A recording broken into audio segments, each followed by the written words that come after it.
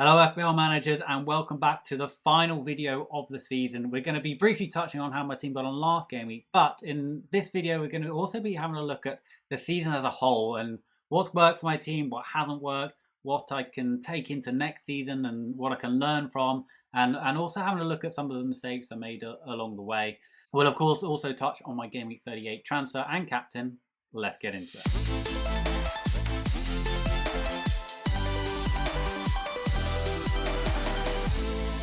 Before we do jump into it, let me know in the comments whether this video series has helped you. I really love to hear, when, people think that the video series has helped them get a new personal overall rank record or help them win a mini league, or if it hasn't helped you, let me know as well. Really love to hear those comments and any feedback on the video and things I can take into next season are massively appreciated. If you are interested to see what my Game Week 1 team reveal is going to look like, then make sure that you're subscribed to the channel so you don't miss anything on that front. So moving on to Game Week 37, team performed pretty well on the whole, 56 points all out, moving from 987th to 795th, so a decent green arrow. My transfer in the end last game week was actually Jota to Dele Alli. This is a transfer which ordinarily during the season I wouldn't make because I don't think that Ali is, the best FPL pick. But I thought, for this one particular fixture, it might be worth a little bit of a punt. He's not going to play in Game Week 38, so it was really for that Aston Villa match.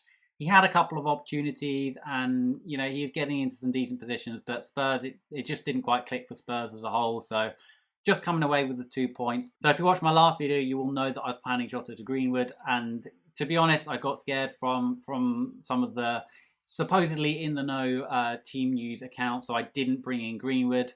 Fortunately, it hasn't really affected anything. Greenwood got 2 points, Ali got 2 points, so nothing really lost there. I did actually make, probably my first sort of technical mistake of the season, and that was that I played Coleman over Luca Dean completely by accident. I was just a little bit rushed towards, it was a weird 4:30 deadline, and I was making last minute moves, and I just saw the Everton shirt, and because I've had Luca Dean for so many game weeks, I think I just presumed it was Luca Dean. And then I put my team reveal up on Twitter, and someone said, "Why are you playing Coleman over Dean?" So it cost me 2 points. If I miss out on a top 1K finish by 2 points, I'm going to be really annoyed with myself. But hopefully it's not going to make a huge difference. Okay, so I'm going to do a brief overview of the season and where I think it worked and where I think I've made mistakes. Obviously with a rank of around 800. It's been a really good season for me, and I think that it's worked a lot of the time. Having said that, I think I did make a fair few mistakes actually. Okay, so just looking at my overall ranking in Game Week 4, I was 1.1, 1.2 million, so not a terrible start, but not a fantastic start either. So I played my wild card in Game Week 5, and that decision to play my wild card at that point wasn't an easy one. My team wasn't in a terrible shape, but I thought that there was a nice fixture swing around that point. I had quite a lot of information from the first 4 game weeks, and playing that wild card in Game Week 5 was without doubt the best decision I've made all season. I had an immediate rank jump up to, from 1.1 million up to 500k. And the team, was well set up. And, if you go down to, game week 14, 10 game weeks later, and that's kind of the chunk of time which I think you can assess a wildcard. And, I've gone from 1.1 million to 18k. If anyone followed my videos last season, I played my wildcard in game week 3, and I only had 2 game weeks of data to make that wildcard team. And it was just a complete disaster, and it affected my whole season. So I was very conscious not to play the wild card too early. Of course, I realised that playing your wild card in game week 3 as opposed to playing your wild card in game week 5 might not seem like a big difference, but actually it's double the amount of data. You've got a really clear idea who are the best picks are, and I think there's actually a huge difference between playing it at those 2 different times. And that certainly showed in the outcome. So next season, I think, I'm going to give it at least 4 game weeks before I play that wild card. I do quite like playing the wild card early because, one, it's difficult to get your team right at the start. There are so many variables that you don't know. So, you know, if you get them all right, great, you don't need to play your wild card. But often you do get some stuff wrong, and playing your wild card early, I think, gives you a great chance to correct that. The other thing that I really like is that it increases team value. You look at my team value here from game week 5 all the way to game week 15. So I've made 3 million within, you know, those next 10 game weeks. That gives you a lot more flexibility for the rest of the season. So for those couple of reasons, I do like playing the wildcard early, but, you know, not too early. My second wildcard, on the other hand, was not a success. I played it on the same day that my little girl was born, so I didn't really give it as much thought as I probably should have. But the reason I did play it in game week 26 was because there was a double game week in 26, and I wanted to maximize it for that game week. There was also quite a few upcoming doubles as well, so I wanted to get the most out of that. In hindsight, I probably gave a little bit too much emphasis to those double game weeks rather than focusing on what were the best sort of long-term players. And that kind of shows in, you know, my rank sort of hovering, you know, getting some red arrows, getting a few green arrows, and not really going in the right direction. And, you know, around game week 31, when I probably was the time to play my wildcard, you know, a lot of people played their wildcard in game week 31. A lot of people were successful in playing their wildcard in game week 31 to set their team up for the rest of the season. That was, you know, a pretty bad time for me. You know, I had 4 red arrows on the bounce. I took two minus 8s back to back to try and correct my team, to try and almost get level with those wildcarders. And look, those minus 8s, some of them paid off and some of them didn't.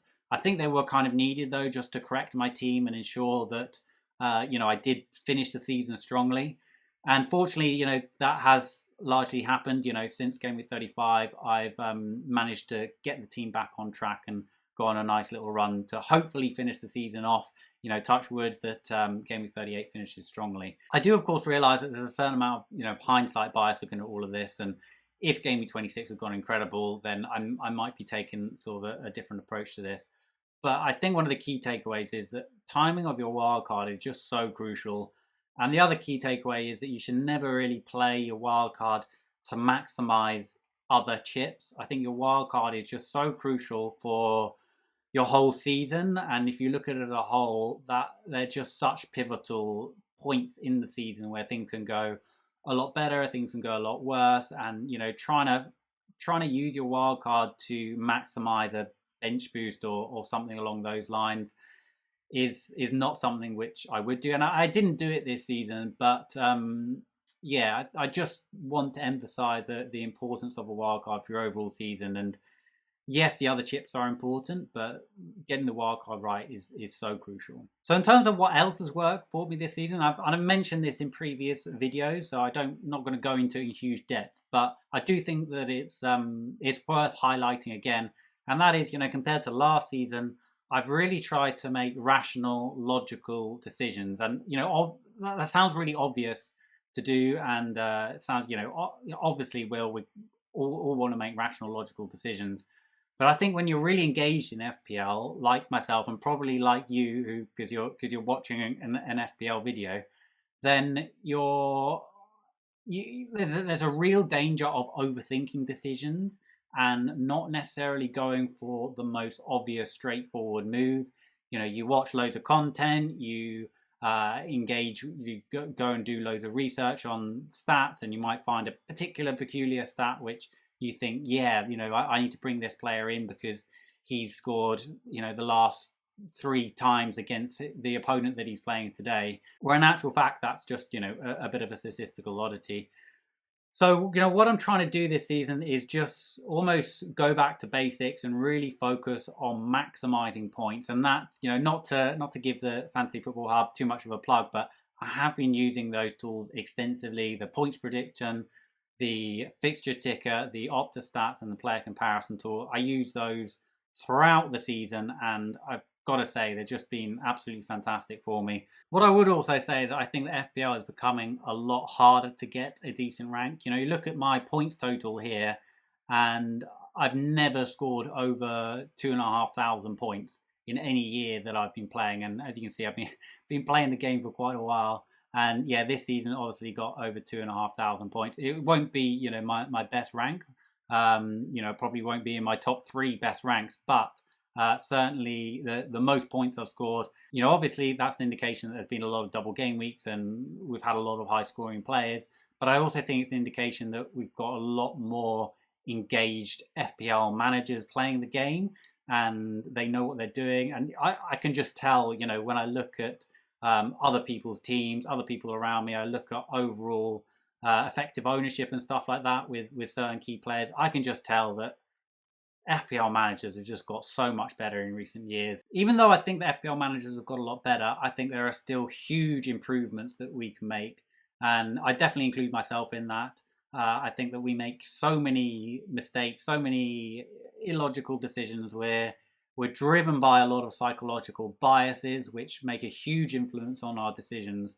And I think that, you know, the next sort of 10 years of FPL will be really interesting in terms of, you know, the computer side of it, the algorithms. I think we're going to be moving to a place where computers become a lot better at FPL than FPL managers do, and it's going to be sort of a blend of using those algorithms, which personally it interests me. But I do think that, you know, at the end of the day, you've got to remember this as a game and it's there for fun, and you've got to make your own decisions. So I think there's certainly a balance there, but I do think it will, you know, similar to chess almost, that you know, back in the day, likes of Kasparov were dominating the world, and then chess computers came in and they gradually improved and improved and improved, and now, you know, the Magnus Carlsen, best chess player ever, you know, he could get easily thrashed by, you know, your phone, your computer on your phone in a game of chess. So I do think that, you know, looking back in sort of 10 years time, there will be sort of algorithms that are extremely good and can probably beat, you know, the best FPL managers. Of course, you know, the difference from FPL and chess is there's a huge amount of luck in FPL, and that's never going to change. But I do think that we're a long way off sort of perfecting FPL, if you like.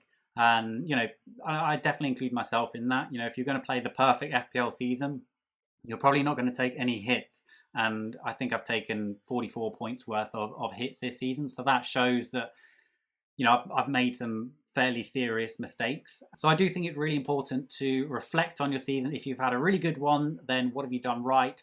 If you've had a less good one, you know, what have you done wrong? What can you learn for next season? And let me know in the comments, you know, what your conclusions are, what your key takeaways in terms of lessons learned this season. Be really interested to read those. But of course, the season is not over yet. We've still got one game week to go, and it's going to be a really crucial one, especially for my team. You know, really want to try and hang on to that top 1K finish.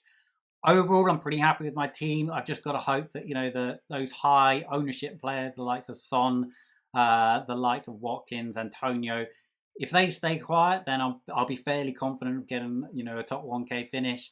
But, you know, if Son goes and scores a hat-trick away to Leicester, then it might be curtains. But I think that the team is looking pretty strong going into the game week. At the back, you know, they've all got home fixtures, and I do think that home and away advantage is becoming a bigger factor now that fans are in the stadium. Salah, pretty much a no-brain captain for me. Rafinha, Bamford, all looking strong. Lingard, good fixture. Kane, you know, not a great fixture, but he's certainly not going anywhere. So, you know, I've got one free transfer, and there are 2 players that I am considering taking out. The first is Fernandes, only because I don't know whether he's going to play on Sunday. United have got nothing to play for. They've secured second in the league. Nobody can catch them for that. So it doesn't really make sense for Solskjaer to risk players like Fernandes when he's got that Europa League final on Wednesday, I think it is. So I'm currently thinking of going Fernandes to Sadio Mane. So that's what I'm currently thinking of doing. I could also do a defence move and transfer out Luka Dean and go for someone like Phillips, who's got an easy fixture against Crystal Palace. So a few different moves, but currently, you know, time recording this on Thursday morning, looking at Fernandes to Sadio Mane. Finally, I would just like to say a massive thank you to everybody who's watched this video, everybody who's commented, everyone who's liked, everyone who's subscribed, everyone who has signed up to Fantasy Football Hub. Just been absolutely blown away by the support for the channel, the support for the site. So yeah, massive thank you to everyone that is engaged, and yeah, look forward to seeing you next season. Bye for now.